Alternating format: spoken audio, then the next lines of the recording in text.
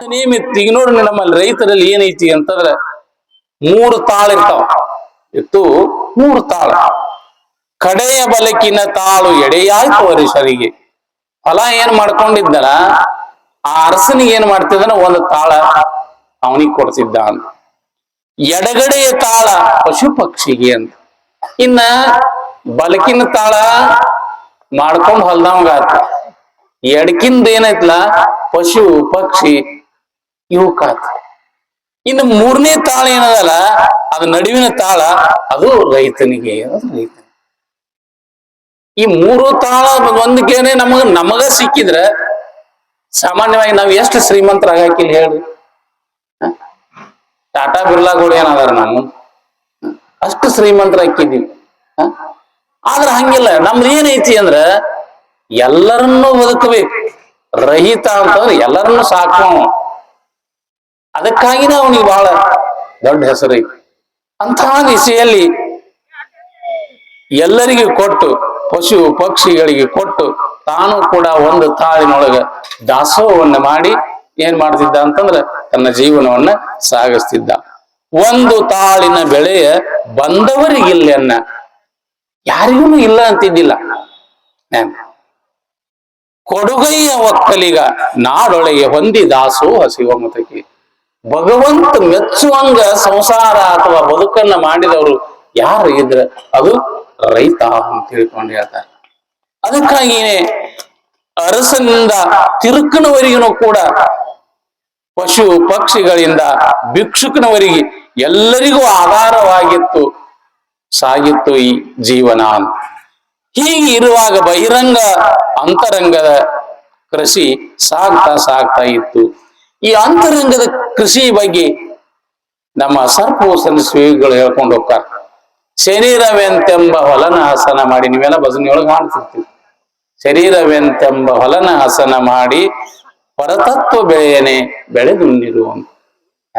ಪರತತ್ವ ಅಂತಂದ್ರ ಪರಮಾತ್ಮನನ್ನ ತಿಳ್ಕೊಳ್ಳುದು. ಪರಮಾತ್ಮನನ್ನ ತಿಳ್ಕೊಳ್ಳೋದು ಏನಲ್ಲ ಅದು ಪರತತ್ವ. ಅದನ್ನ ಇಂದ್ರಿಯಗಳನ್ನ ಒಳ್ಳೆ ರೀತಿಯಿಂದ ಬಳಸಿ ಸಾರ್ಥಕ ಮಾಡಿಕೊಳ್ಳುವಂತ ಜೀವನ. ಆದ್ರೆ ಆಂತರಿಕವಾಗಿ ಭಗವಂತನ ಧ್ಯಾನವನ್ನು ದಾಸೋಹವನ್ನ ಮಾಡ್ತಾ ಮಾಡ್ತಾ ಮಾಡ್ತಾ ಹೊರಟಿದ್ದ. ಹೀಗೆ ಅದು ಬಹಳ ವಿಸ್ತಾರದ ಇರ್ಲಿ. ಹೀಗೆ ಮನ, ಬುದ್ಧಿ, ಚಿತ್ತ, ಅಹಂಕಾರ ಇವೇನದವಲ್ಲ ಅಂತರ ಇಂದ್ರಿಯಗಳಲ್ಲಿ ಇವನು ಕೂಡ ನಮ್ಮ ಹಿಡಿತದೊಳಗಿರ್ಬೇಕಂತ, ನಮ್ಮ ಮಾತ ಕೇಳುವಂಗಿರ್ಬೇಕು.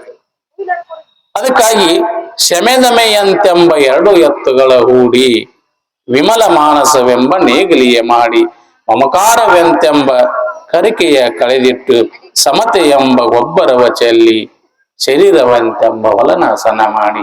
ಹಿಂಗ ಆಂತರಿಕ ಧ್ಯಾನವನ್ನ ಮಾಡ್ತಾ ಮಾಡ್ತಾ ಮಾಡ್ತಾ ಹೊರಟಿರುವಂತ ಬೊಮ್ಮಯ್ಯ ಭವವೆಂಬ ಬರವನು ಸೀಮೆಗೆ ಕಳಿಸಿದ್ದ.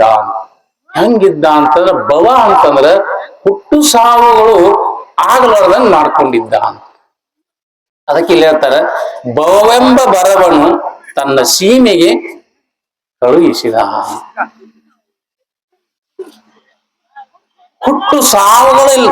ಬಸವಣ್ಣವರು ಕೂಡ ಅಂತಾರ, ಹುಟ್ಟಿದ್ದು ತಪ್ಪಾಯ್ತು ಎಲೆ ಲಿಂಗವೇ, ಇನ್ನು ಮುಂದೆ ಹುಟ್ಟಲಾರದಂಗ ಮಾಡು. ಈಗ ಬಂದದ್ದ ಸಾಕಾಗೈತೆಪ್ಪ, ಇನ್ನು ನಮಗ ಹುಟ್ಟಲಾರದಂಗ ಮಾಡು ಅಂತ ತಿಳ್ಕೊಂಡು. ಆದ್ರೆ ಇಲ್ಲಿ ಅಂತಾರ ಅವರು, ಬೊಮ್ಮಯ್ಯ ಹುಟ್ಟು ಸಾವದ ಬರವನ್ನೇನೋ ತನ್ನ ಸೀಮಿ ದಾಟಿ ಅಚಿಕ್ಕ ಕಳಿಸಿದ. ಆದ್ರೆ ಈ ವರ್ಷ ಏನಾಗೈತಿ ಅಂತಂದ್ರ ಅನಾವೃಷ್ಟಿ ಆಗೈತಿ ಅಂತ. ಮಳಿನೇ ಆಗಿಲ್ಲ. ಇದನ್ನ ಈ ಬರ ಹೆಂಗ್ ನೀಗಿಸ್ತಾನು ಅಂತ ತಿಳ್ಕೊಂಡ ಉಳಿದವ್ರೆಲ್ಲ ಮಾತಾಡಕತ್ತಿದ್ರು. ಉಳಿದ ಜನ ಎಲ್ಲ ಮಾತಾಡ್ಲಿಕ್ಕೆ ಹತ್ತಿದ್ರು. ಮಾತಾಡ್ತಾ ಇರುವಾಗ ಮಣ್ಣ ಕಾಯವ ಕೇಳು ಮಣ್ಣಾಗಿ ಹೋಗುವುದು, ಸಣ್ಣಾಗಿ ಸವಿಸಿ ಜಂಗಮಕ್ಕೆ ದಾಸೋಹ ಕಣ್ಣೊಂದು ಸಾಕು ಶಿವಮತಕ್ಕೆ ಅಂತ ತಿಳ್ಕೊಂಡು. ಮಣ್ಣನ್ನ ನಂಬಿ ಬದುಕನ್ನ ಮಾಡಿದಂಥವ್ರು ನಾವು. ಅದಕ್ಕಾಗಿ ಭಗವಂತ ಏನ್ ಮಾಡ್ತಾನೋ ಅವನ ಮ್ಯಾಲ ಭಾರ ಹಾಕೋಣ ಅಂತ. ಈಗ ನೀವ್ ಅನ್ನಂಗಿಲ್ಲ, ನಡಿಯಾಕ ಬರ್ಲಾರ್ದವ್ರು ಸಹಿತ ಏನಪ್ಪಾ ಅಂತಾರ, ಮಲ್ಲಯ್ಯನ ಮೇಲೆ ಭಾರ ಹಾಕಿ ಹೋಗುದಳ್ರಿ ಮುಂದ್ ಅಂತಿರ್ತೀವಿ. ಅನ್ನಂಗಿಲ್ಲ, ಮಲ್ಲಯ್ಯನ ಮೇಲೆ ಭಾರ ಹಾಕಿ ಹೋಗುದಳ್ರಿ, ಎಲ್ಲಾ ಮಲ್ಲಯ್ಯನ ಮುಂದೆ ನಮ್ಗೆ ಕರ್ಕೊಂಡು ಹೋಗ್ತಾನ. ಸಹಜವಾಗಿರುವಂತದ್ದು. ಹಾಗಿವ ಏನ್ ಮಾಡಿದ್ದ ಅಂತಂದ್ರ ಮಣ್ಣನ್ನ ನಂಬಿ ಆತ ಬದುಕ್ತಿದ್ದ ಅಂತ. ನಂಬಿ ಶಂಭು ಭಕ್ತನಾಗಿ ದಾಸೋಹ ಜೀವನವನ್ನು ಸಾಗಿಸ್ತಿದ್ದ. ಹಿಂಗ ದಾಸೋಹವನ್ನು ಮಾಡ್ಕೋತ ಹೊಂಟಿದ್ದ. ಬರಗಾಲ ಏನೋ ಬಿತ್ತು. ಬರಗಾಲ ಬಿದ್ದು ಕೂಡಲಿನ ಜನ ಎಲ್ಲ ಕಂಗಾಲ. ಕುಡಿಯಾಕ ನೀರ್ ಸಿಗ್ಲಿಲ್ಲ, ತಿನ್ನಾಕ ಹಣ್ಣಿಲ್ಲ. ಇಂತಹ ಬರಗಾಲ, ಭೀಕರತೆಯ ಬರಗಾಲ. ತುಂಬಿ ಹರಿಯುವಂತ ಹೊಳಿ ಸಿಂಬಿ ಆಯಿತು. ತುಂಬಿ ಹರಿಯುವಂತ ಹೊಳಿ ಏನಾಯ್ತು ಅಂತಂದ್ರೆ ಬತ್ತಿ ಹೋಗಿಬಿಡ್ತು.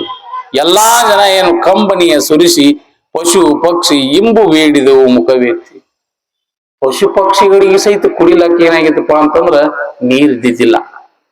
ಅವೆಲ್ಲ ಏನ್ ಮಾಡ್ಲಿಕ್ಕತ್ತಿದ್ವು ಅಂದ್ರ ಭಗವಂತನ ಕಡೆ ಮ್ಯಾಲಕ್ಕ ಮುಖ ಮಾಡಿ ಮಾಡ್ಲಿಕ್ಕತ್ತಿದ್ವಿ. ಈಗಾದ್ರ ನೋಡ್ರಿ ನೀವು, ರೋಣಿ ಮಳಿ ನಮಗ್ ಸ್ವಲ್ಪ ಹಿಂದೆ ಮುಂದೆ ಆಗಾಕೈತು ಅಂತಂದ್ರ ನಮ್ಮ ರೈತರು ಏನ್ ಮಾಡ್ತೀವಪ್ಪ ಅಂತಂದ್ರ ಮ್ಯಾಲ ಮೊಗಲ ನೋಡ್ತಿರ್ತೀವಿ ನಾವು. ರೋಣಿ ಮಳಿ ಆತು ಅಂತಂದ್ರನ ನಮ್ಗೆ ಎಲ್ಲರಿಗೂ ಕೂಡ ಬಹಳ ಹರ್ಷ ಇರ್ತದೆ.